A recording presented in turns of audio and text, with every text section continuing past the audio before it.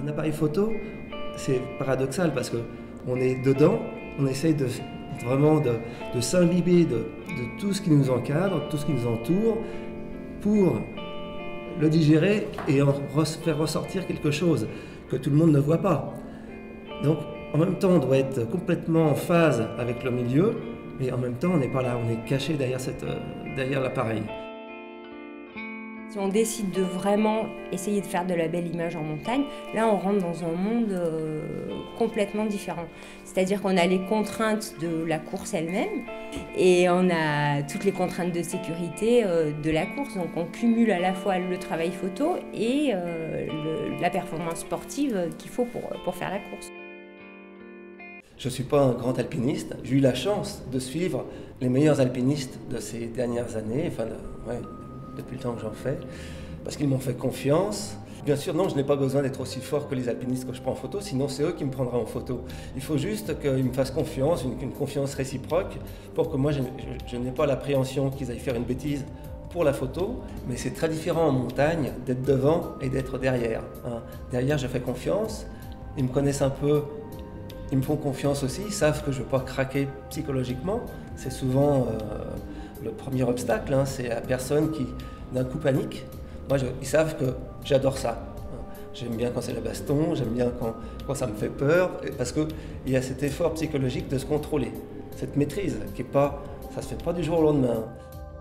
Quand on part en ski de randonnée ou en alpinisme, alors là, on a en plus du matériel de photo, tout le matériel d'alpinisme. Et le matériel d'alpinisme, c'est les piolets, crampons, baudriers, etc.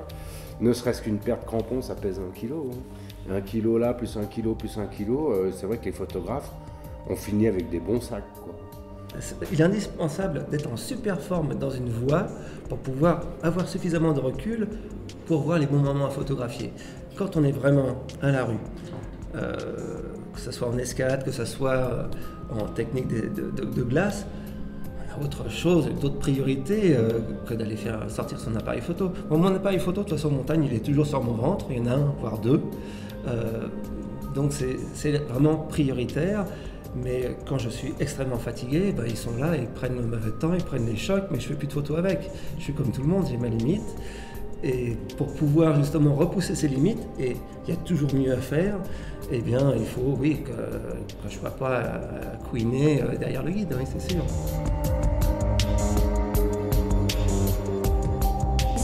Cette image, elle représente vraiment bien le travail de photo en montagne. En fait, ça se situe sur la traversée des Grandes Jorasses, donc c'est une grande course. Et là, on est sur la pointe Young, et en fait, c'était au lever du jour. En fait, le jour s'est levé, et on a attendu que le soleil rentre là, comme ça, pour juste éclairer les deux grimpeurs. Et il y avait un petit peu des nuages, et on se demandait si ça allait tout boucher. Et en fait, ça s'est déchiré, et puis il y a eu juste le rayon de soleil au bon endroit, et c'était vraiment génial, quoi. Ouais, on est sur une arête effilée, dans une pente à 55-60 degrés. Et là, je m'arrête pour faire une photo. Il faut que je prenne mon équilibre comme il faut et que je sorte mon appareil photo et que je fasse un cliché. Et ça, oui, c'est vrai que c'est pas si évident que ça, quoi.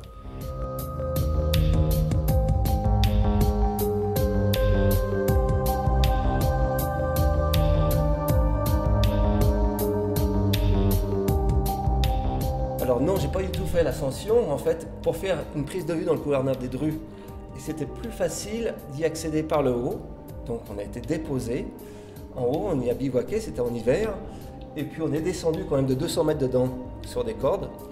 Et pour aller trouver le passage que moi je jugeais être optimal. Donc tous ces riders que j'ai photographiés, je les considère comme des artistes. Certainement plus que les photographes, parce que nous ne sommes que des bons artisans par rapport à ce qu'on pourrait appeler la photo artistique. Les images frontales, au bout d'un moment, ça m'ennuyait. Donc j'ai commencé à essayer de rendre ce que moi je voyais, en fait, parce que souvent on essaye de tout dire sur une photo, et là je voulais juste montrer un petit détail, genre le bout de corde qui relie les deux personnes d'une cordée. Mais ce que je veux, c'est montrer justement l'émotion et ce que les gens vont vivre là-dedans, ce qu'ils vont chercher, ce qu'ils y trouvent. Et puis c'est l'occasion, dans une cordée justement, de vivre des échanges on a du mal à avoir ce type d'échange là au Raz des Pâquerettes. Il faut des années pour connaître les gens. Là, c'est un accélérateur vraiment formidable. Et j'essaye au travers de mes images de rendre compte de tout ça, de cette charge d'émotion qui existe. J'ai toujours fait plaisir à faire découvrir et en même temps à aller montrer, témoigner de cette beauté que je voyais. J'étais persuadé d'avoir un message à faire passer sur l'esthétisme de ces endroits, quoi.